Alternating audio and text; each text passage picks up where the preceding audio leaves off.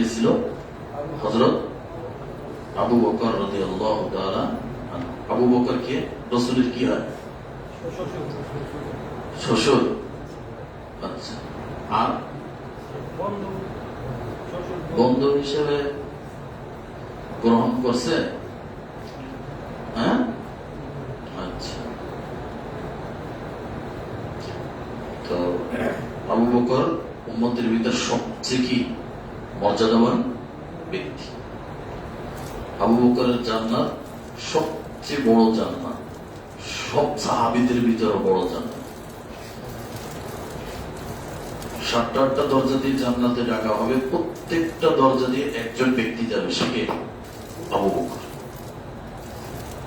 মেরাজের রাত্রে দিনের বেলা যখন আসলো, সর্বপ্রথম যিনি মেরাজের সাক্ষী দিয়েছিলেন, যে আমি বিশ্বাস করছি, তিনি কে? আবু বকর সিদ্দিক রাদিয়াল্লাহু তাআলা। তো যাই হোক, আবু বকরকে সাথে নিয়ে হিজরতের উদ্দেশ্যে বের হয়েছে। 3 দিন পর্যন্ত কোথায় ছিলেন? সাউর পর্বতে ছিলেন। মক্কার একটি পাহাড়, খুবই দুর্গম একটি জায়গা।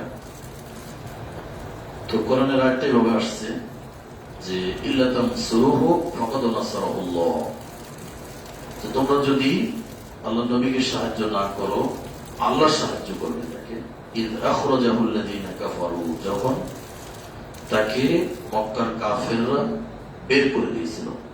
তো মক্কার কাফেররা তাকে হত্যা করার জন্য ষড়যন্ত্র করলো। যদি এককভাবে হত্যা করে তাহলে একটা মানে ফাইসা দেওয়ার চিন্তা ভাবনা, এই জন্য সব গোত্রকে একত্রিত করলো। যুবক যারা, যুবকদেরকে দিয়ে হত্যা করতে চাইলো, যে কে মারছে এটা যাতে বোঝা না যায়, পুরস্কার ঘোষণা করলো, বিভিন্ন এটি করলো।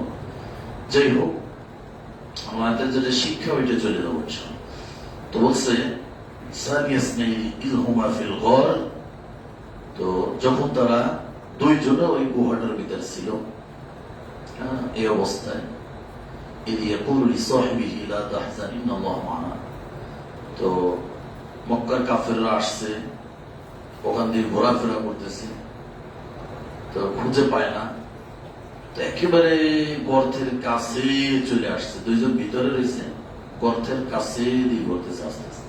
যাই বিভিন্ন তাফসিরে আসছে তো এখানে মাকড়সায় বাসা বাঁধছিল, ঠিক আছে।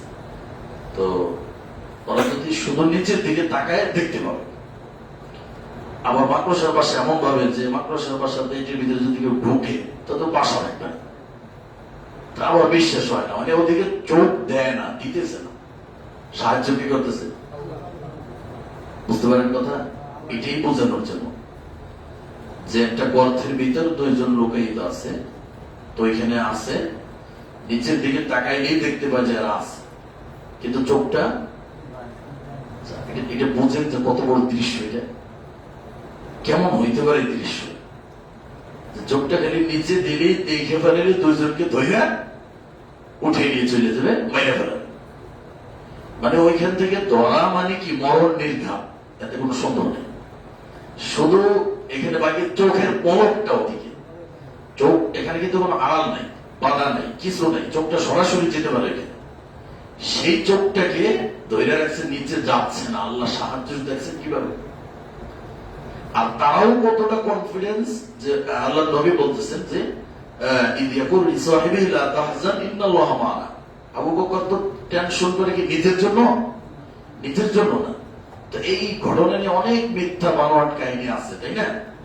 যে কি সাপে নাকি কি করে, হ্যাঁ, কবুতরের ডিম পাচ্ছে, কবুতরের ডিমের কথাও আসছে বিভিন্ন তাফসিরে। যাই হোক, কিন্তু সাপে কাটছে না কি কি যেন এই আবু বকর ই করছে, অনেক কাহিনী ঘটনা, এগুলো আমরা শুনতে যাবো না, এগুলো ঠিক না। এখানে মূল ঘটনাটা বুঝাইতে পারেন এটা। তো এই যে এই অবস্থার ভিতরে বলছে আবু বকর তুমি এত প্রেশান হচ্ছিল, আমরা দুইজন তো আছি, আমাদের সাথে তৃতীয় জন, তিনি কে? আল্লাহ। দেখছেন কথা কি? আবু বকর তো নিজের জন্য টেনশন করে না, টেনশন করতেছে কার জন্য? নবীর জন্য।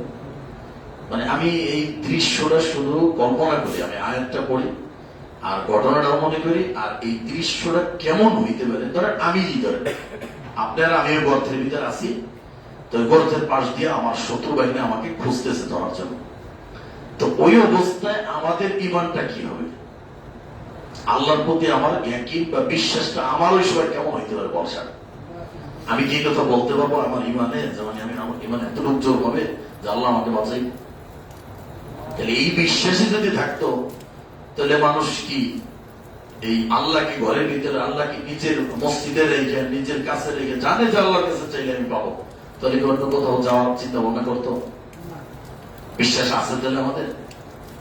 তাহলে আল্লাহকে যে কোনো অবস্থায় যেখানে বসে যখন যে অবস্থায় আমি ডাকবো সেই অবস্থায় আল্লাহ আমাকে কি করবে, সাহায্য করবে। তাহলে আল্লাহর প্রতি কতটুকু ভরসা এবং কতটুকু বিশ্বাস থাকবে। এক চুল পরিমাণ যদি বিশ্বাস এবং ভরসা অন্য জায়গায় চলে যায় তাহলে সাহায্যটা হবে না। তো ওইখানে তো অন্য চিন্তা ভাবনা করতে পারতো, কিন্তু না, আল্লাহর প্রতি অনেক অনেক অনেক বিশ্বাস।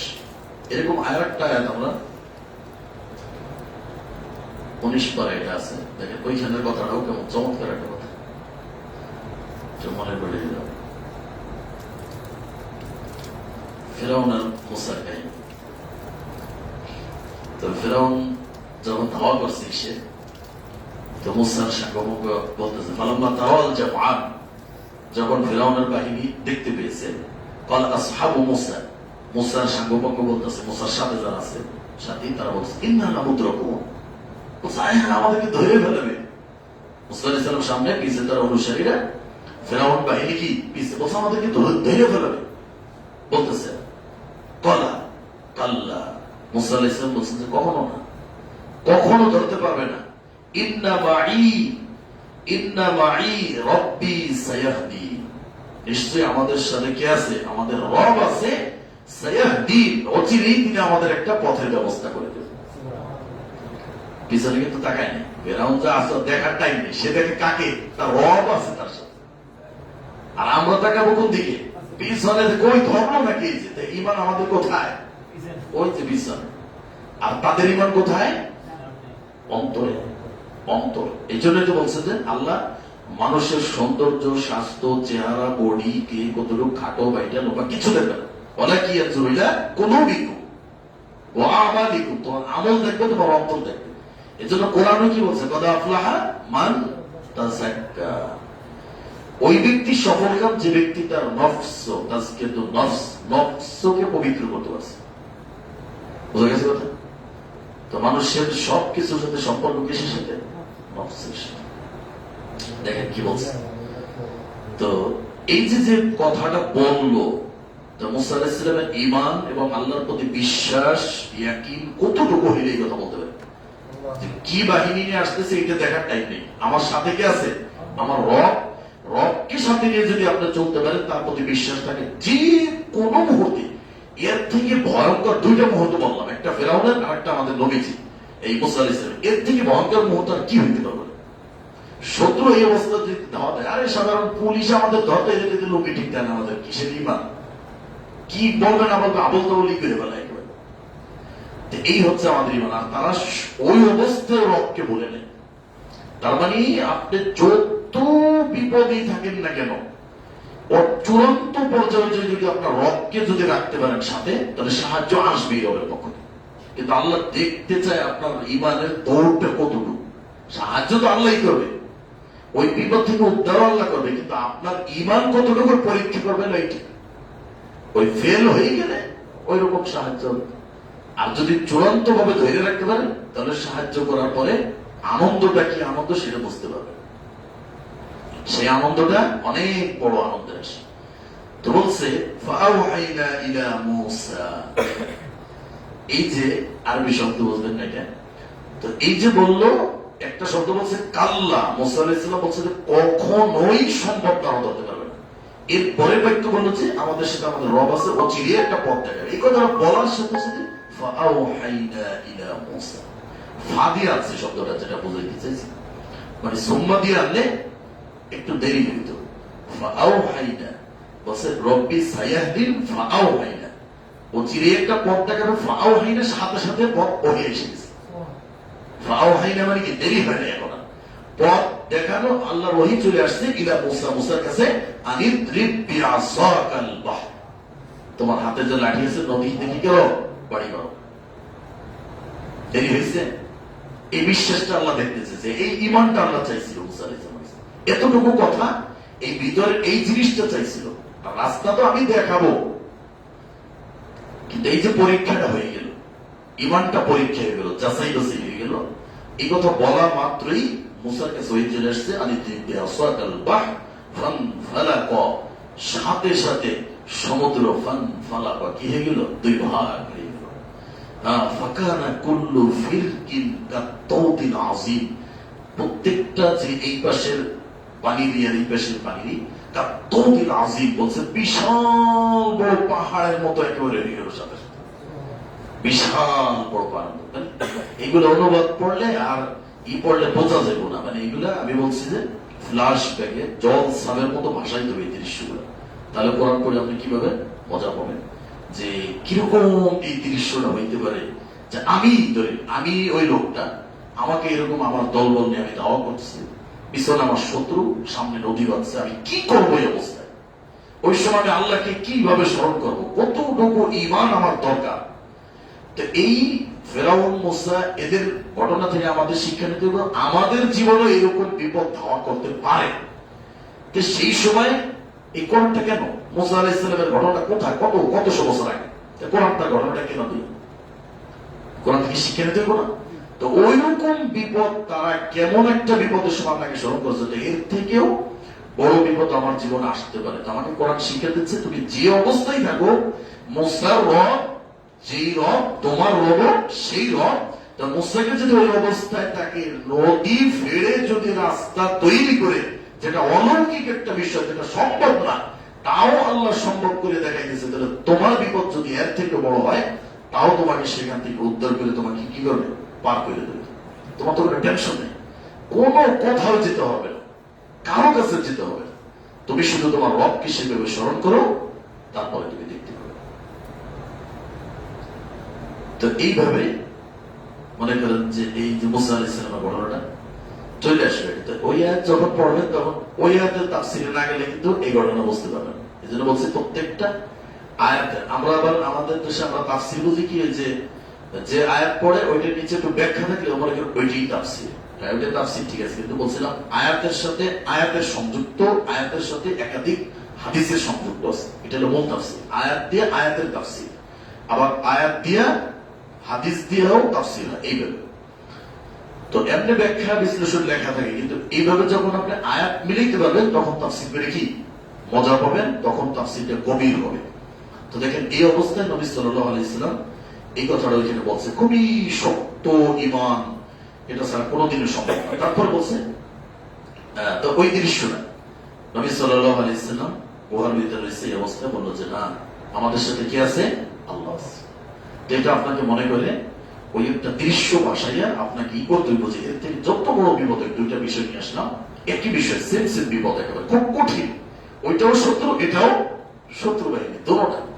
তো আমাদের নবীকে এই অবস্থায় সেই সময় এই কথাটা বলার সাথে সাথেই তাদেরকে ওই গর্ত থেকে রক্ষা করছে কে?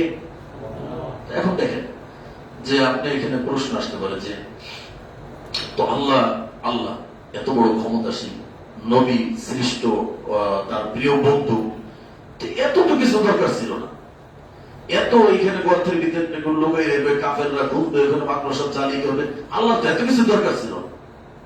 এত দরকার ছিল, আল্লাহ নবীকে এমনি রক্ষা করতে পারতেন না? বয়সের উপর কোনো ই করে দেখতোই না, খবরই হইত না। এটা কেন? এটাই তো আমাদের শিক্ষা, এইখান থেকেই তো আমাদের শিক্ষা। আল্লাহ এটাই আপনাকে বোঝাইতে চাইছে যে না, একজন ঈমানদার সে এই ঘটনা পড়বে, এই কোরআন পড়বে, এই হাদিস পড়বে, এইভাবে পড়ে এখান থেকে শিক্ষা নেবে, আর আল্লাহর প্রতি তার চূড়ান্ত ভরসা নিয়ে আসতে হইব, যে কোনো অবস্থায় হোক আমাকে আল্লাহ বিপদ থেকে উদ্ধার করবে, যদি আল্লাহর প্রতি আমার বিশ্বাস হয়। এবং নবী কোন কি ছিলেন না, তিনি একজন মানুষ ছিলেন, আমাদের মানুষের মতো যে বিধান, আমাদের যে বিধান, নবীর ক্ষেত্রেও কি সেই একই বিধান হয়েছে, ঠিক না? তো তিনি একজন কি ছিলেন? মানুষ। আর মানুষ হওয়া এটা সম্মানের, ফেরেশতা হওয়া কি নূরের তৈরি হওয়া এটা সম্মানের না। ফেরেশতারা কিসের তৈরি? নূরের তৈরি। তো ফেরেশতারা মানুষের সেবা করবে, তা কাদের মূল্য বেশি হবে? বুঝেন না কথা? আমি মাটির তৈরি মানুষ, আমার সেবার জন্য থাকবে কারা? ফেরেশতারা। তাহলে আমার মূল্য কার বেশি? মাটির তৈরি মানুষের মূল্য বেশি। অথচ আমরা কি করে দিই? মাটির তৈরি মানুষকে নূরের তৈরি করে দিই। না, নূর, নবী নূর মানে কি? তার সাথে যে নূর দেওয়া হয়েছে, কোরআন দেওয়া হয়েছে, যে সুন্নাহ দেওয়া হয়েছে, সেই নূরে নূরান্বিত করে দিয়েছে সারা পৃথিবীর মানুষকে। এটা হচ্ছে নূর। সেই নূর হচ্ছে কি? কোরআন। সেই নূর হলো কি? হাদিস। এইটা নবী নূরের তৈরি। নবী গায়েব জানতেন। নবী গায়েব জানার বিষয়ে একটা দলিল, শক্ত একটা দলিল, এটা আপনারা জায়গা রাখবেন, এটা ভালো হবে। আমি গতকালকের দৃশ্যে বলতে চাইছিলাম, এটা হচ্ছে 188 নম্বর আয়াত সূরা আরাফের। এটা বলবেন না কেউ। গায়েবের বিষয় নিয়ে আলোচনা হলে 188 নম্বর আয়াত সূরা আরাফ, এই দলিলটা আপনি দিতে পারেন। 7 নম্বর সূরা 188 নম্বর আয়াত দেখেন, আল্লাহ স্পষ্ট ভাবে বলে দিয়েছে যে কুল, নবী বলুন, লা আমলিকু লিনাফসি নাফআউ ওয়ালা দাররান ইল্লা মাশাআল্লাহ। আমার নিজের জন্য আমি কোনো উপকার বা ক্ষতি করার কোনো সামর্থ্য আমি রাখি না। আল্লাহ যতটুকু চায় তার বাইরে, আল্লাহর ইচ্ছার বাইরে আমি কিছুই করতে পারি না, কোনো উপকার ক্ষতি করতে পারি না। দেখেন এরপর বলছে যে ওয়ালাউ কুনতু আ'লামুল গায়বা লাস্তাকসারতু মিনাল খায়র। বলছে আমি নবী যদি গায়েব জানতাম, গায়েবের খবর জানতাম, অদৃশ্যের সংবাদ জানতাম, লাস্তাকসারতু মিনাল খায়র, তাহলে আমার থেকে বেশি কল্যাণ কেউ করতে পারতো না। সবচেয়ে বেশি কল্যাণকর কাজ করতাম আমি। দেখেন এরপর বলছে ওমা মাসানিয়াস সু, আর আমাকে কখনো কোনো অনিষ্ট স্পর্শ করতো না। তাহলে আমি যে গুহার ভিতর যাবো, এটা যদি আমি চাইনি যেতাম যে না ওইখানে যাওয়ার পরে ওরা আমাকে ব্যারিকেড দিয়ে আটকে ওরা আসবে, এটা যদি আমার আগে জানাই থাকতো, তাহলে আমি ওই গুহা বাদ দিয়ে আর এক জায়গায় যেতাম। তার মানে নবী কি বলছে অমাবাস্যা সু, কোন বিপদে আমাকে স্পর্শ করতো না যদি আমি গায়েব জানতাম। এটা কিন্তু কোরআন বলতেছে, হাদিস না। 188 নম্বর আয়াত সূরা আরাফ 7 নম্বর সূরা বলছি। এই দলিলটা মজবুত একটা দলিল। এটা আমি অনেক পরে পাইছি, যাই হোক পাওয়ার পরে মনটা শান্ত হয়ে গেছে আলহামদুলিল্লাহ। আর গায়েবের আরো অনেক দলিল আছে, তো এইটা অনেক শক্তিশালী দলিল। একবার এই করে বলছে যে ওয়ালাউ কুনতু আ'লামুল গায়ব লাস্তাকসারতু মিনাল খায়র, আমি যদি গায়েব জানতাম সবচেয়ে বেশি কল্যাণকর কাজ আমি করতাম, আর আমাকে কখনো কোনো বিপদ স্পর্শ করতো না। ওই যে গোশের ভিতরে কি মিলাই দিয়েছিল? বিষ। তো যদি গায়েব জানতো, এটা দিতে পারতো? মৃত্যুর আগ পর্যন্ত ওই যন্ত্রণা কি? তার মানে গায়েব তিনি জানতেন। আল্লাহ যতটুকু তাকে জানাইছে ততটুকুই জানছে। তো এই যে কিছু বিষয় আছে, নূরের বিষয়, তারপর আপনার নবী উম্মি নবী ছিলেন, মানে নিরক্ষর। উম্মি মানে কি? নিরক্ষর, কিছু জানতেন না। মানে এটা নিয়ে অনেকে হাসাহাসি করে, মানে কি নবী আবার নিরক্ষর কেন? আরে আপনি পড়ালেখা কইরা 20 বছর পড়ালেখা কইরা সার্টিফিকেট ডক্টরেট নিয়ে একটা ডক্টর হয়েছে, এটা একটা কৃতিত্ব ধরে।